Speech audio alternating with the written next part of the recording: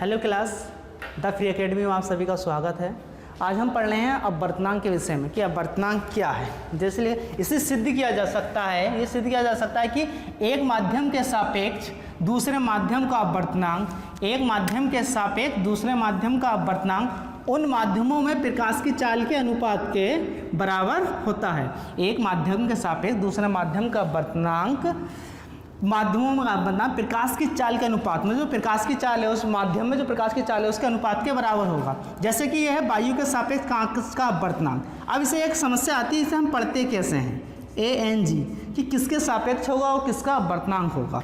जो आगे वाला पार्ट है A4 क्या हुआ, यहाँ पर ईयर हुआ, A4 ईयर हुआ, G4 क्या हो गया, गिलास।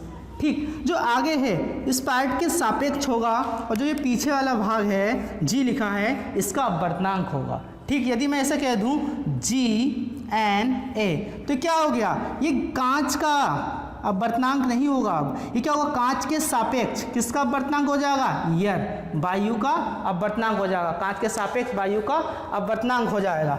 अब हमने बात करी जैसे कि इसे सिद्ध किया जा सकता है, तो सिद्ध करते हैं। आइएगा, क्या है, वायु के सापेक्ष कांच का अपवर्तनांक ANG इक्वल टू क्या हो, वायु में प्रकाश की चाल C।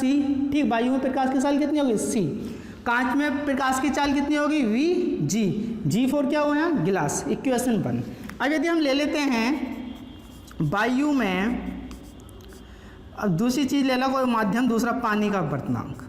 वायु में वायु के सापेक्ष पानी का अपवर्तनांक, अपवर्तनांक का मतलब N से डिनोट करते हैं अपवर्तनांक को। क्या हुआ, कैसे लिखेंगे, किसके सापेक्ष है, वायु का सापेक्ष है, किसके, वायु के सापेक्ष अपवर्तनांक है, किसका, वाटर का। ठीक, तो प्रकाश की चाल कितनी हो जाएगी हमारी, C होती है वायु में प्रकाश की चाल, जानते हैं। कांच में प्रकाश की चाल ये थी, तो पानी में प्रकाश की चाल क्या हो जाएगी, VW। इक्वेशन नंबर 2, इक्वेशन 1 और 2। अब क्या करा हमने, इक्वेशन 2 को डिवाइड कर दिया किससे, इक्वेशन 1 से, तो क्या आएगा, ANW अपॉन, पहली इक्वेशन क्या है, ANG। अब रखिएगा मान, ऊपर इसमें क्या है, C upon VW, C upon VW, यहाँ क्या है, C अपॉन VG।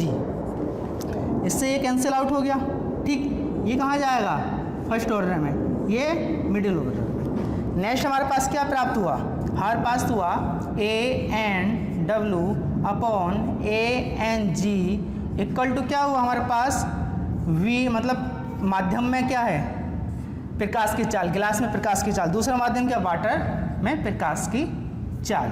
यही कहा गया था आपसे कि एक माध्यम के सापेक्ष दूसरे माध्यम का अपवर्तनांक, उनमें जो माध्यमों में उनकी स्पीड है, लाइट ऑफ स्पीड, लाइट की जो स्पीड है वो उनका क्या होगा, उसके अनुपात के क्या होगा, ये बराबर है। उसके अनुपात के देखो क्या है, ये बराबर है।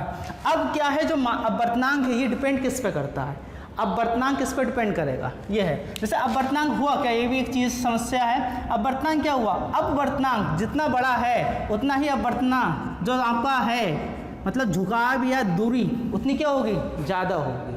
ठीक है, अब हमने बात करा कि किस प्रकाश के लिए, ये हम चर्चा करेंगे, इसमें विस्तृत रूप से चर्चा करेंगे जब हम विबग्योर के विषय में पढ़ेंगे, प्रकाश के प्रिज्म के विषय में पढ़ेंगे, उसमें हम विस्तृत रूप से चर्चा करेंगे कि किसका अपवर्तनांक किसके लिए होता है, अलग अलग कि किसका कितना है। ठीक, तो ये मेन चीज़ क्या कह रहा था, मैं ये कह रहा था जो अपवर्तनांक है ये कहाँ किस पे डिपेंड करेगा, जो लाइट है, लाइट के कलर पे, किस पे, लाइट के कलर पे डिपेंड करेगा। लाइट का कलर क्या है, क्योंकि हर लाइट का अलग अलग अपवर्तनांक होगा, लाइट का कलर पे डिपेंड करेगा कि उसका अपवर्तनांक क्या है। सबसे ज़्यादा अपवर्तनांक, सबसे ज़्यादा लाइट का किसका होगा, बैगनी के लिए, बैगनी के लिए सबसे ज़्यादा अपवर्तनांक होगा। N का मान क्या होगा बैगनी के लिए, हाई होगा। और सबसे लो किसका लिए होगा, रेड, रेड मतलब लाल के लिए क्या होगा, सबसे कम होगा अपवर्तनांक का मान। और इसके विषय में जब पूरी चर्चा करेंगे हम, प्रकाश का जो प्रिज्म में जब होता है, प्रिज्म के विषय में जब पढ़ेंगे उस टाइम हम सब चर्चा करेंगे कि किस रंग के लिए प्रकाश की चाल कितनी है, किस किस की कितनी है। धन्यवाद।